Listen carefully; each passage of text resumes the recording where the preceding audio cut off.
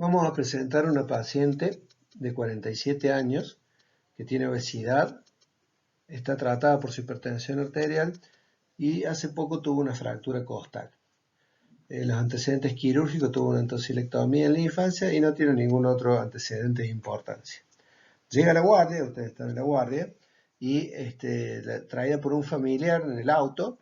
Dice el familiar que la señora tuvo un vómito de sangre y después perdió conocimiento y la trae desvanecida. ¿Qué piensan ustedes de este cuadro? Inmediatamente piensan en una hemorragia digestiva y piensan entonces que el paciente debe haber perdido el conocimiento por la gran pérdida de sangre. Efectivamente, ustedes le hacen el examen físico, que es un examen físico acotado y dirigido a los signos vitales, principalmente la presión arterial, la tensión arterial, la frecuencia cardíaca y la frecuencia respiratoria. A ver las conjuntivas, ustedes ven la piel del paciente está muy pálida y se fijan en el llenado capilar que es muy lento. Entonces la paciente tiene 70 de sistólica, acostada, empieza ya a recuperar algo del estado de conciencia, empieza a abrir los ojos. Tiene una taquicardia importante de 140 pulsaciones por minuto y una frecuencia respiratoria acelerada de 26 por minuto. Como decíamos recién, la piel de la paciente está pálida, pero cuando ustedes examinan la conjuntiva, también las mismas están pálidas, pero isocóricas, ¿no es cierto? Porque otra cosa que uno puede pensar en alguien que perdió el conocimiento es que haya tenido algún evento cerebral. Entonces, por ejemplo, si tuvo un sangrado, puede tener anisocoria, ¿no es cierto? Un sangrado intracraneal. Porque ustedes no saben la causa del sangrado digestivo. Puede ser una coagulopatía muy importante, que de hecho sangra en la parte digestiva, pero también sangrado del encéfalo, ¿se da cuenta? Entonces, por eso es importante en alguien que viene con una alteración de la pérdida de conciencia, hacer un mínimo examen neurológico que incluye, entonces, ver el estado de las pupilas en este caso. Pasamos inmediatamente a la acción, porque ese paciente se está muriendo, ¿no es cierto? Está sangrando, se ha caído la presión arterial, es muy probable que el sangrado continúe. Entonces, si no actuamos inmediatamente, la podemos perder. Entonces, inmediatamente lo que hacemos es tratar de recuperar la volemia a través de la colocación de dos vías periféricas. ¿Qué le ponemos? Le ponemos un catéter corto y grueso, ¿no es cierto? Hay muchos tipos de catéteres. Ustedes lo van a conocer como Avocat, es una marca comercial, pero son esas marcas que están muy difundidas, ¿no? Uno dice, vamos a tomar una Coca-Cola. No dicen, vamos a tomar una gaseosa cola, ¿no es cierto? Entonces, son esas marcas que se imponen. En el caso de estos catéteres sobre aguja, la marca es Avocat. Entonces, tienen de diferentes calibres. En calibres de número creciente, pero de calibre decreciente, de 14, 16, 18, 20 y 22. G, que es gauge, se escribe gauge. Y ahí tienen en esta tabla a qué calibre corresponde cada uno de esos números, ¿no es cierto? Tienen en la tercera columna, ¿no es cierto? La primera columna tiene el número de Avocat, por ejemplo, 14. En la segunda columna, el diámetro externo en pulgadas, y en la tercera columna, el diámetro externo en milímetros. La cuarta columna tiene el grosor de la pared. La quinta columna tiene el calibre interno en pulgadas, y la sexta columna el calibre interno en milímetros. Entonces ahí ustedes pueden fijarse y tienen una tablita de a qué corresponde cada una de esas gauge. G-A-U-G-E. Lo pueden buscar también en internet si quieren. Entonces dijimos, pasamos a la acción, ponemos estos dos catéteres cortos y gruesos, ponemos uno de 14, uno de 16 gauge, y le pasamos inmediatamente volumen. Le vamos a pasar soluciones cristaloides, unos 2 litros a goteo libre, bien rápido, cosa que podamos recuperar la volemia rápidamente. Pasamos los 2 litros y reevaluamos. Mientras tanto, llamamos al laboratorio para que hagamos un análisis rápido de rutina. Hay que pedir rutina, sea citológico, glucemia, creatinina, y le pedimos unas plaquetas, porque si usted pide hemograma solamente o citológico, no le vienen las plaquetas, le vienen los glóbulos rojos y los blancos, pero no las plaquetas. Hay que poner en el pedido plaquetas. Hay que pedir una coagulación, APP, KPTT, y hay que pedir de grupo y factor porque probablemente nuestra paciente pueda llegar a necesitar alguna transfusión de sangre. También hay que llamar al endoscopista, ¿no es cierto? Mientras uno va haciendo estas otras cosas, paciente que ha vomitado sangre, ya vamos a ver que el estudio más importante para hacer en estos pacientes inmediatamente es la endoscopia. Y bueno, completamos mientras tanto el resto del examen físico. Vamos a valorar la magnitud de la pérdida. Entonces, si la paciente, ya saliendo un poco, yendo más a la saliendo del caso que estamos viendo, pero yendo más a la generalidad, si un paciente que ha tenido un sangrado digestivo o de otra causa, porque esto es en general para todas las pérdidas de sangre, ¿no es cierto? Si está taquicárdico en reposo, pero está normotenso, la pérdida sanguínea ha sido leve o moderada hasta un 15% de la volemia, se calcula. Si tiene solamente hipotensión ortostática, puede estar o no taquicárdico, la pérdida ha sido moderada a severa, entre un 15 y un 30% más o menos de la volemia.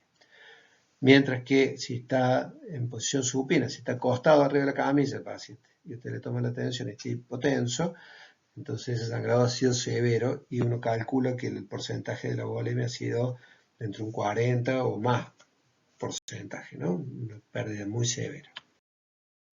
Entonces, ¿a qué llamamos hemorragia digestiva alta? Llamamos hemorragia digestiva alta a todo sangrado que se origina por lesiones ubicadas por arriba del ángulo de Treitz, entre el esófago y el Treitz. Y se incluyen en esta aquellas que no son propias del tubo digestivo, que son generadas por lesiones de otros órganos. Por ejemplo, cuando uno lesiona el hígado, ¿no es cierto? Ya sea, por ejemplo, en un procedimiento de una punción percutánea hepática o un traumatismo penetrante del hígado, puede haber un sangrado que vaya hacia la vía biliar por el hepático común, el colédoco, traspasa la papila y llega a la segunda porción del duodeno. Eso se considera una hemorragia digestiva alta, que en este caso se llama hemobilia. O, por ejemplo, cuando hay una fístula entre la tercera porción del duodeno y la aorta, generalmente estos son pacientes que han sido sometidos a reemplazos aórticos, cirugía de reemplazo aórtico, y tienen una fístula aortoduodenal, un cuadro generalmente desespera. Es una patología frecuente, una incidencia de 50 a 150 casos por cada 100.000 habitantes año, con una mortalidad nada despreciable de un 10%. Imagínense que ahora que estamos con esta epidemia de COVID, se calcula que la mortalidad es de entre un 1 y un 3, un poquito más, hasta un 4%, en las peores series, digamos, y estamos todos desesperados, ¿no es cierto? Entonces, si hubiera una epidemia de hemorragia digestiva, sería una cosa gravísima porque la mortalidad es alta, 10% de la mortalidad alta. Y crece para los pacientes que sangran estando internados. O sea, que cuando la hemorragia digestiva es complicación de una patología previa, ahí la mortalidad llega a un tercio de los casos. Y resulta que de muchos pacientes, muchas hemorragias digestivas, como un tercio de las hemorragias digestivas, se producen en pacientes que están internos. Las causas de hemorragia digestiva se dividen en variciales y no variciales. Son más frecuentes las no variciales, las que no son de origen de varices esofágicas.